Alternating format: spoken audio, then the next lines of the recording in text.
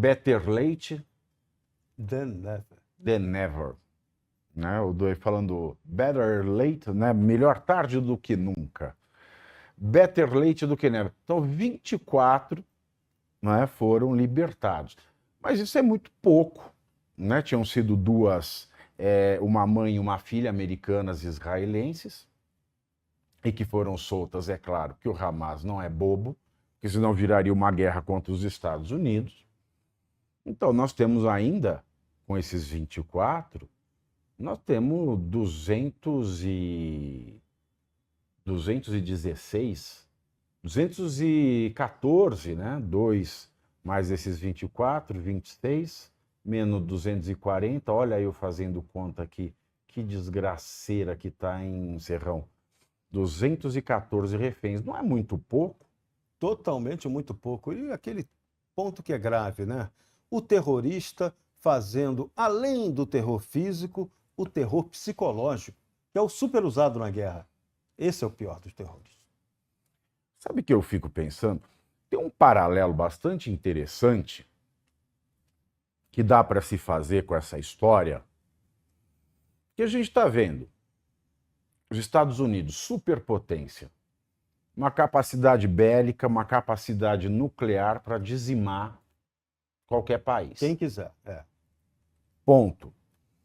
Nós estamos vendo o Biden super empenhado, não se pode tirar esse mérito dele, mas a gente também está vendo ele empenhado de joelhos. Porque o Netanyahu, por mais críticas que se tenha a ele, que ele se aliou à ultra-ortodoxa, isso não importa agora.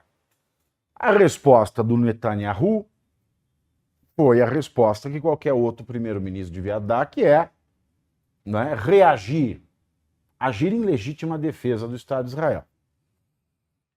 Mas a questão é a seguinte: Estados Unidos, todo mundo está lá com o Netanyahu, não aceita esse pouquinho, aceita esse pouquinho. E o paralelo que eu faço, Serrão, é o seguinte. Veja o Brasil. Para que serve o direito, na essência? O direito, na essência, ele serve como um aviso para aquele que quer praticar o mal, fala, ó, não pratica que a consequência vai ser ruim para você. tem a lei, né, para te punir. Exato, Né? exatamente. Mas o que acontece no Brasil? A lei, ela não serve para garantir o honesto e amedrontar o desonesto. A lei no Brasil, hoje em dia, ela serve para coagir o honesto e para beneficiar o desonesto. Por que eu digo isso? Vamos ao caso da filha de Lampião. A filha de Lampião me processou. Por quê? Porque eu falei coisas, eu adjetivei pejorativamente o pai. O pai dela roubou, então ele era ladrão. Ele matava com sadismo, em grande escala, então ele era psicopata. Ele fazia sexo sem consentimento, então ele era estuprador. Isso é crime. Tudo isso é crime. A lei diz que é crime. Mas agora, ela está usando isso para me dizer o seguinte: eu que nunca matei, eu que nunca estuprei, eu que nunca roubei, eu que nunca cometi extorsão, estou sendo processado por chamar alguém que cometeu todos esses crimes com o nome do agente que comete esses crimes. A vida como ela é isso aí. Outro caso. Tem uma dentista em São Paulo de nome Andréa Cury. Esta mulher, ela me emprestou 384 mil. Tá? Tem título de crédito, tem até sentença dizendo que ela me deve. O valor hoje está a 450 mil. Tá? Tem sentença. Porque eu falo publicamente, ela está me processando por danos morais. Então, para que serve a lei? A lei não me serve para receber o dinheiro que ela me deve, mas serve para ela me processar por danos morais. Assim como serve para a Benedita, para a Expedita, aliás, a filha do Lampião, me processar por danos morais. Ou seja, a lei ela só protege quem faz o mal. E quem é vítima do mal torna-se vítima da lei. Isso me lembra muito esse caso do Hamas. O Hamas faz o terrorismo, sequestra 240, chega metralhando, e ainda você tem que sentar e ouvir e falar sim, senhor, sim, senhor. Por favor, me devolva os reféns, né? Como se você estivesse pedindo a ele um favor. Exato. Sabe o que é isso? Isso é a corrupção do Estado de Direito. Direta, descarada, vergonhosa. Isso no campo da guerra, quanto também no campo da justiça. No Brasil, a juristocracia ela é criminosa porque ela faz o quê? Ou ela pratica o perdão conveniente para salvar os seus amiguinhos, ou o rigor seletivo para punir aqueles que eles dizem que eles definem como inimigos. A palavra é inimigo. E o inimigo é aquele a ser exterminado. Agora, como é que fica o senso de justiça nesse sentido? Não, É o cangaço? Acabou Isso é o o cangaço, senso de justiça. isso é o cangaço judicial? Seria isso? É mais ou menos isso. É mais ou menos isso, porque quando o direito ele perde essa qualidade de ser um instrumento da justiça, ele vira um cangaço. Veja, a gente está falando aqui horrorizado dos 240, das 240 pessoas, 240 seres humanos que foram tomados como reféns pelo Estado palestino, e um refém, vamos falar a língua portuguesa corretamente aqui, é aquele que é privado da sua liberdade.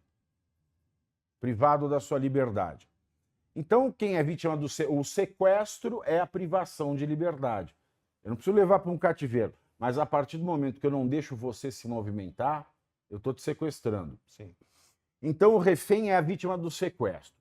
E o sequestro é a privação de liberdade. No 8 de janeiro, e eu vou enfatizar aqui mais uma vez, no 8 de janeiro,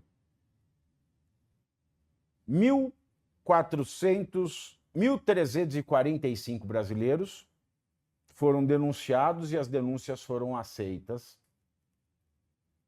por diversas razões, com vários erros processuais e constitucionais.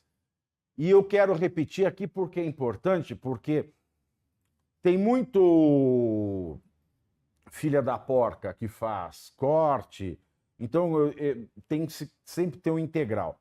Eu vou repetir, não estou dizendo que ninguém é inocente, não estou dizendo que ninguém é culpado. E também não estou afirmando que são presos políticos nem que são presos ilegais, porque não sou eu quem afirma é a lei. Está escrito, basta saber ler, basta conhecer o significado das palavras. Então, no Brasil, hoje, nós temos, acho que quase 400 brasileiros que estão presos a partir de uma prisão em flagrante que devia ser liberada porque não teve audiência de custódia. Ah, era muita gente. Não importa. Não fez em 24 horas, não é custódia. E, mesmo que fizessem o simulacro depois, não deu a decisão na hora, porque no simulacro ainda fizeram um relatório para mandar para o ministro Alexandre.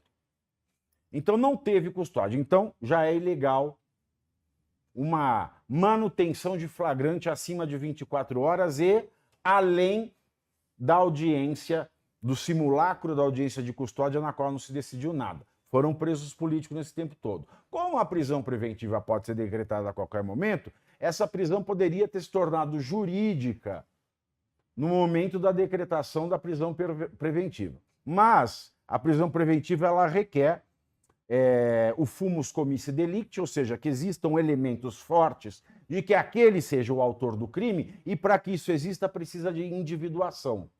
Não dá para existir fumus comissi delicti em crime multitudinário. Muito menos o periculum in libertatis. Então já não tem o requisito processual para prisão preventiva. Além do mais, quem ordenou a prisão preventiva foi o ministro do Supremo. E ninguém têm foro privilegiado. Então, eles são presos injustamente. E repito, não estou dizendo que são inocentes, mas são presos injustamente. De maneira que um preso injusto, um preso político, é um refém. É um refém. Agora, você está falando isso foi na ditadura do Getúlio Vargas ou na ditadura de 64?